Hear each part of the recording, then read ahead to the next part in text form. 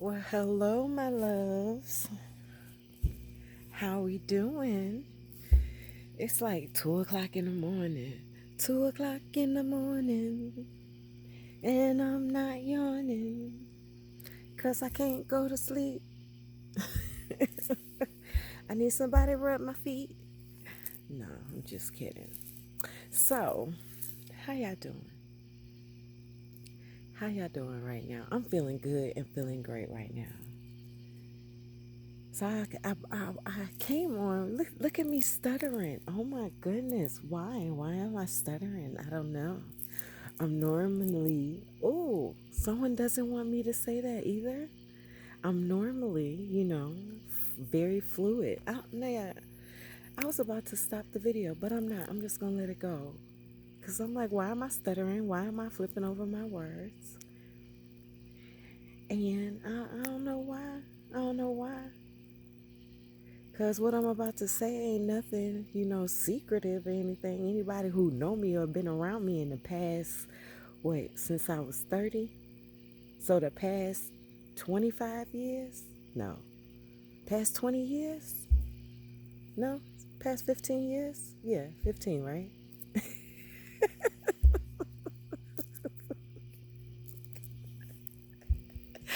Ooh, y'all gotta forgive me right now because I am feeling mighty good, right? And that was one of the reasons why I wanted to come and talk about why I'm feeling mighty good. Because I was having a conversation and it brought this lesson. Remember, I told y'all I was living out part of my South Node, right? And part of that South Node was um,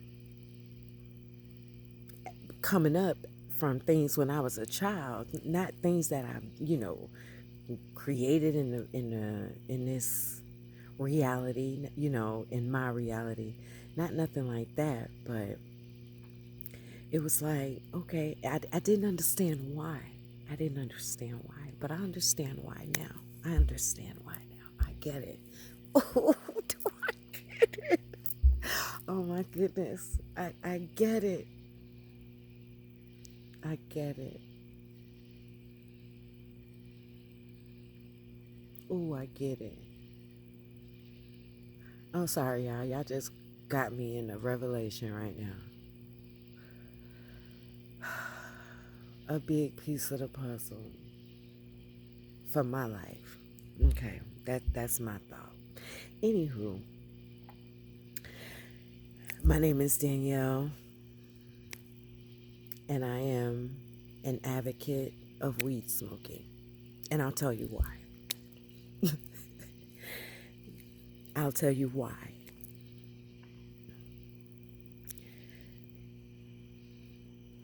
And my number one reason on why is not because I smoke, not because of the medicinal effects that it has, but because there are people in higher power that knew the medicinal effects of it and didn't want us to have it, right? Which is evident now, given the several states here in the great US of A that have legalized it, right? And so I was having a conversation with one of my nephews, and we were talking about it. And so as I'm talking, I'm still reflecting because I was 30 when I started smoking. And anybody who knows me knows I gave the people I knew hell in my life. I gave them pure hell about smoking weed. I did. I was up on my high horse when it came to that. I'll be the first to tell you, but with good reason. For one, back then growing up, the people that were around me, if they didn't have it, some of their dispositions changed. So to me, I equated that with a habit that, okay, if it made you like this, then you don't need to do it. But I have that same thing with alcohol. So it's not even like a high horse thing. Because alcohol, I don't mind people who, why does it feel like something on me? I don't mind people who actually, um, excuse me, felt like a bug or something. Is there something on my glasses? Lord have mercy. I'm being attacked by the bugs. Um, hmm. What was I saying? What was I saying?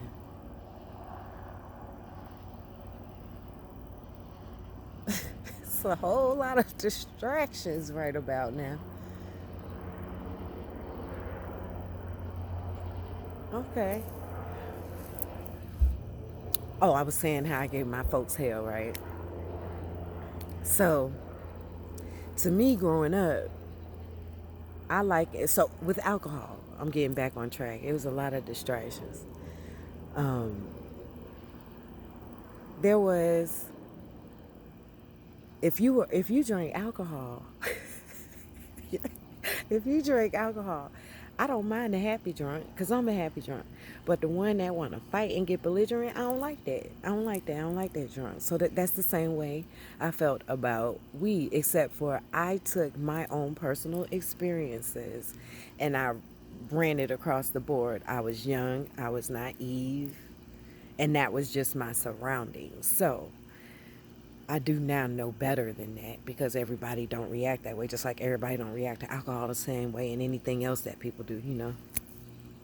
So I say all that to say that when I started smoking at 30, it was really because all hell had broken loose in my life, and I didn't even realize then that for one, I had met my karmic twin, and for two, that black magic was being done on me. So by the time it started at 25, but by the time I hit 30, it was like the hell gates had opened up. And I couldn't understand why. Like what was going on. I had bought my first house. I bought my first house at 25. Um, I was going back to school, getting my bachelor, so things were going great. And then all hell broke loose. And I was about to have surgery to have fibroids removed at 30, no children, not married, and I was going underneath the knife. And so my homegirl had come over.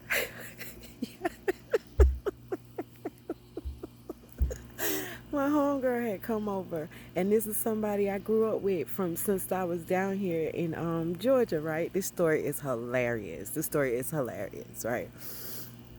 So we sitting on my bed sitting high, we in my room and we talking. She asking me if I'm nervous, I'm scared, and I'm telling her yeah. And she asked me if I want to smoke. Now this chick used to smoke with my mom back in high school. So I never smoked with her. I've never smoked. One time at 18, me and my roommate and a couple of girlfriends tried to smoke, but I know now that I didn't even get high. I didn't. We were too silly anyway. We were laughing at each other because nobody knew how to roll. One of the girls called her daddy to ask how to roll. We was just already silly. So back then I was drinking. Whole nother story. So anywho, she come over and she like, you want to smoke? And I'm like, yeah, yeah. So we sitting on the bed and we smoking and she's teaching me how to smoke. Y'all, when I tell y'all I was high as hell, but it felt good and it calmed me down.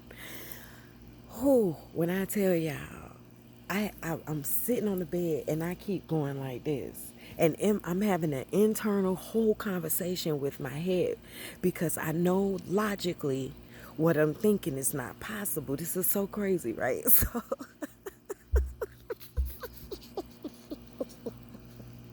I'm sitting on the bed and she's sitting to the left of me and I'm looking down and I keep going like this and I'm going like this and I'm looking. I'm not saying anything out loud, but in my head, it's like three different people talking. And so I'm looking and she said, what the hell are you looking for? And I said, I'm looking for my arm because I know it's supposed to be dangling, but it's not dangling. Y'all, why the whole time my arm was sitting right here on my chest? So I'm looking for it to be hanging, and it was not hanging. When I tell y'all, we laughed for like 100 minutes. Because I was really looking for my damn arm. And the internal conversation in my head was like, well, there's no blood coming out, so nothing tragic happened. It's not dangling, but you know ain't nothing wrong because you don't feel no pain. This is me having a whole dialogue in my head while my whole hand is sitting on my chest and I didn't feel it sitting on there. And when I tell you after that, I was hooked. I was hooked because it calmed me down. What a lot of people didn't realize, but they did realize, they just, I don't know if they, no, I would probably say they didn't believe me. I developed anxiety. I, I ain't never had anxiety a day in my life. Not anxiety episode. I ain't never had vertigo a day in my. This is when it started like amping up. These were the first signs that I had that I know now. What now that hindsight is 2020.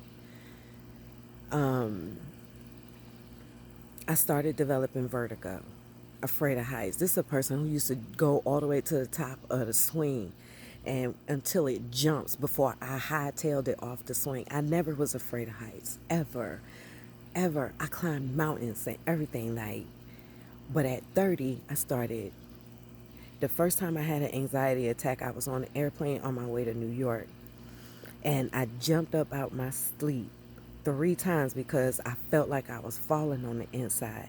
I hit the man beside me twice and I had to apologize. And I just told myself I'm not going to go to sleep.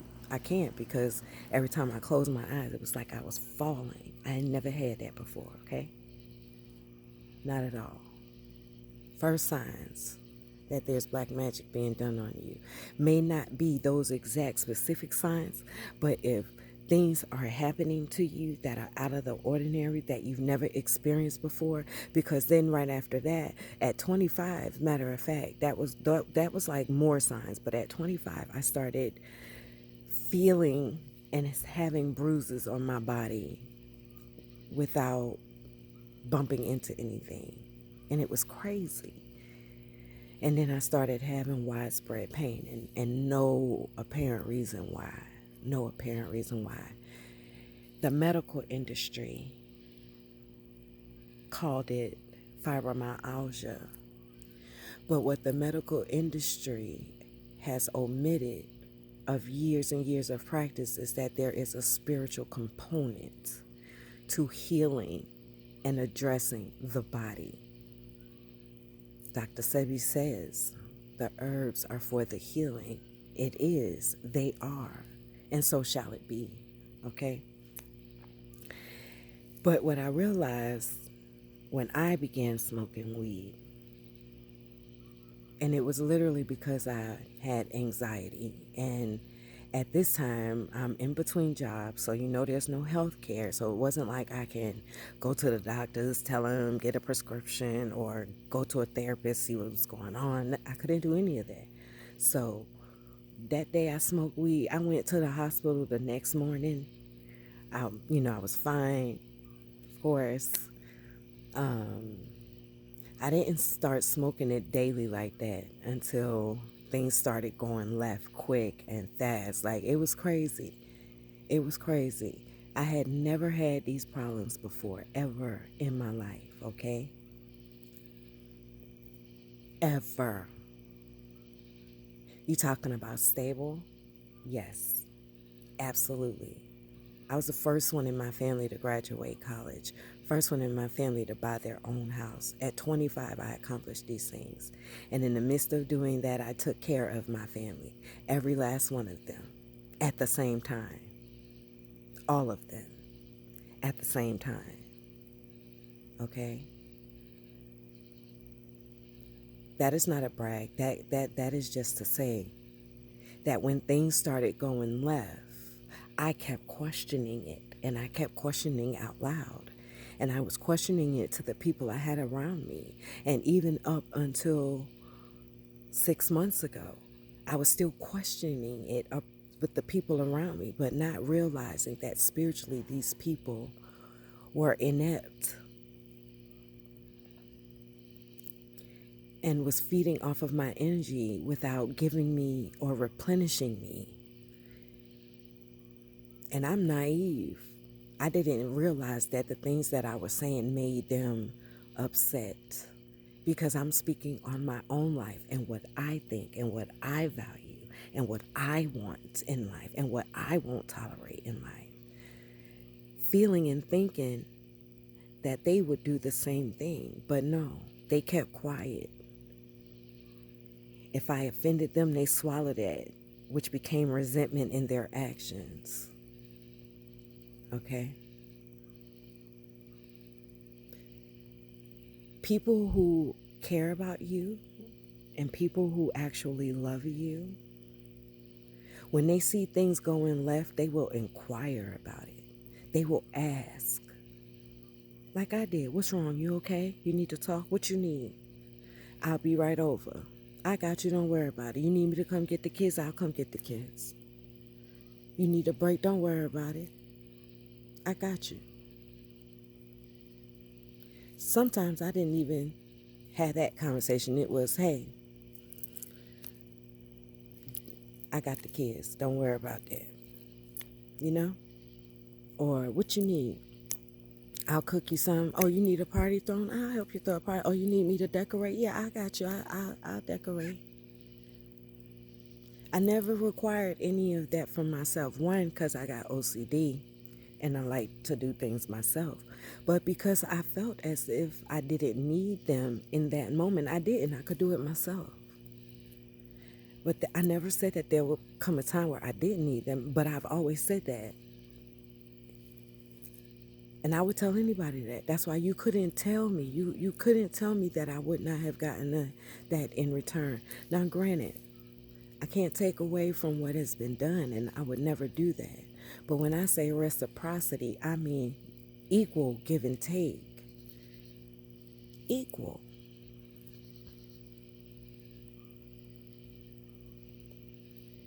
But I came across a meme that said people show you how they feel by the way they treat you. So that's a hard pill to swallow sometimes, especially if the treatment has not been so nice or kind, okay? But that's okay. That's okay. There's a lesson. There's a lesson in everything. And the lesson for me, besides the fact on why I started smoking, and not knowing that black magic was being done, not knowing that spiritually I was being attacked on a consistent basis, and those spirits were embodying the people that I loved the most.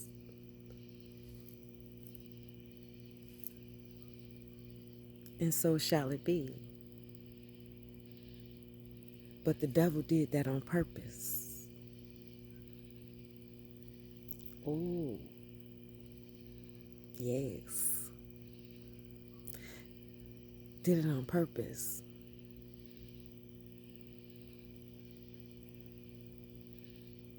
People are waking up. Because blood isn't always thicker than water. It's not. Because spiritually, y'all may be enemies. Spiritually, you may be enemies. And if so, then that means that the people around you are harboring something against you. And it could be you've done nothing, but they're harboring something against you. So if you're expecting them to be conscious of your well-being, listen, I have been burned, hurt, crippled with one leg in the past 3 years, and I still had to ask for the basic things. Basic. things that every human needs to do. So I realized when I hurt my leg that I had to go elsewhere for the type of love and attention that I desire, that I require, and that I need, because that's what I give. Okay, and I'm unapologetic about that, and you need to be unapologetic about that as well. Because if that is what you giving, baby girl, baby boy, that is what you require and that is what you desire. So you have to speak your piece. And if you speak your piece and it goes unheard, understand that's okay. Now you need to move around. Okay? It took me 40 years to learn how to move around. But really, it took me 40 years to learn how to love and put myself first. That still touches me in the heart that that's the reality of it. That this whole time I was putting everybody before me.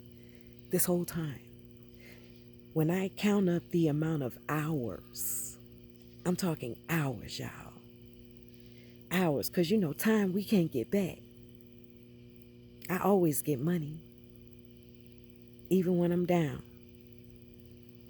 But my time, my time, my time here on this earth, my time I could have spent building my empire.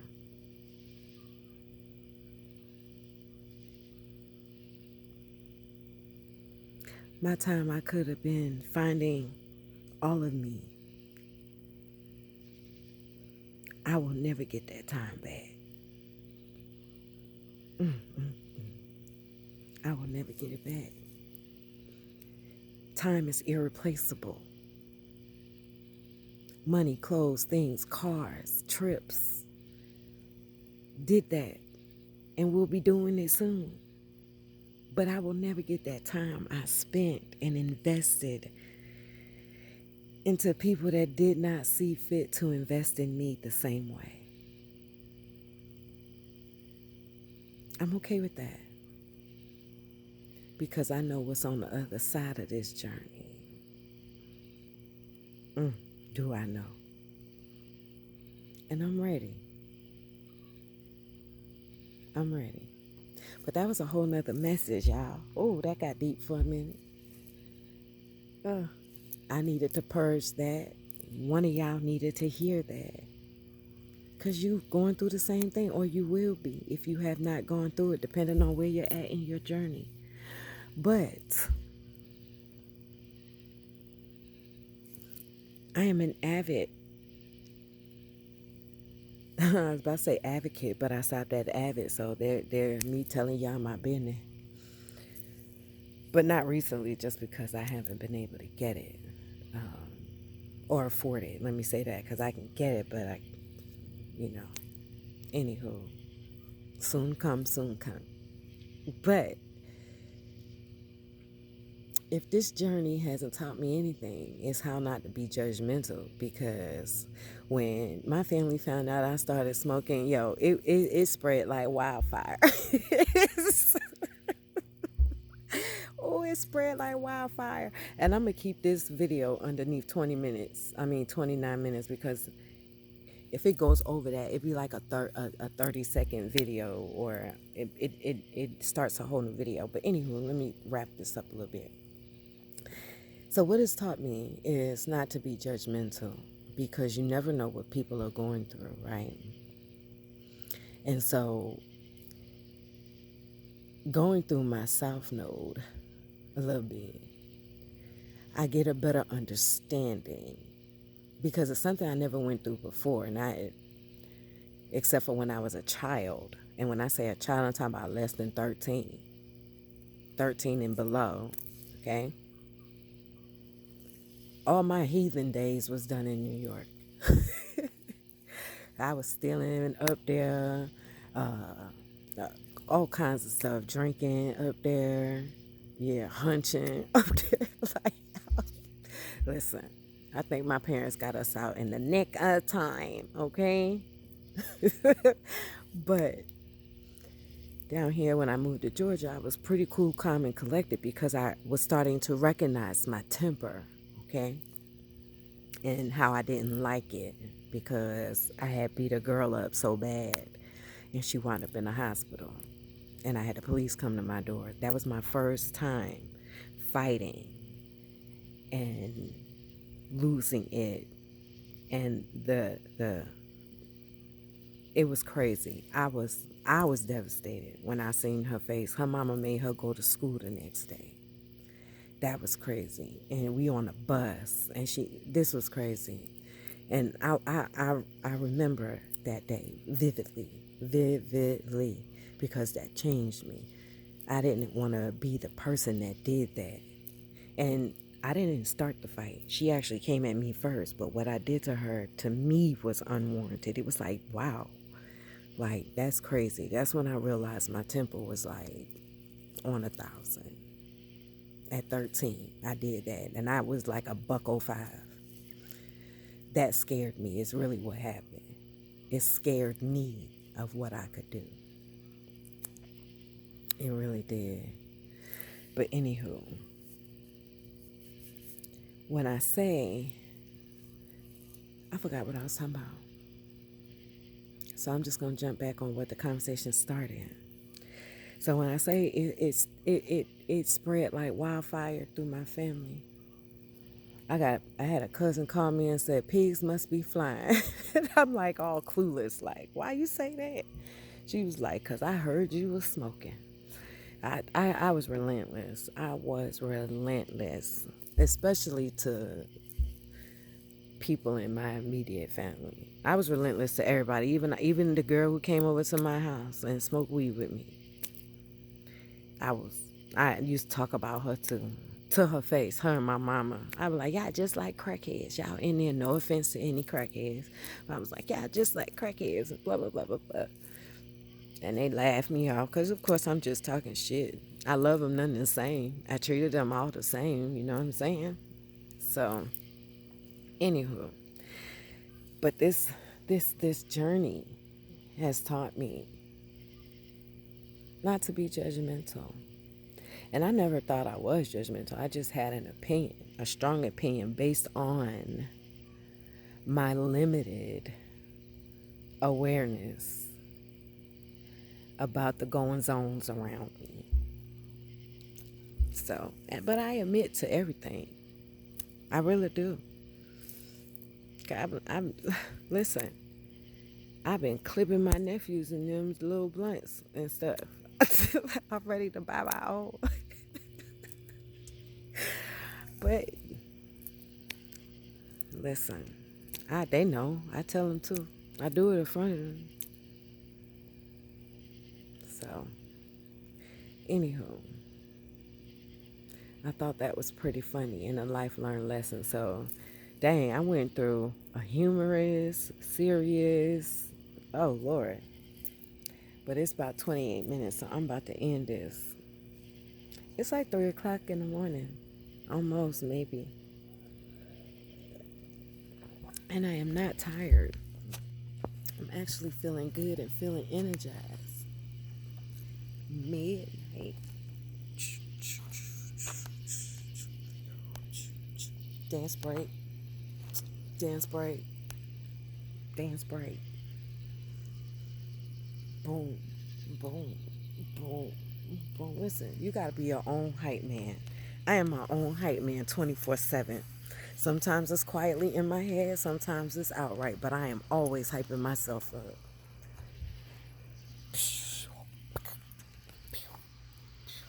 My neighbors probably think I'm crazy, but they used to me now.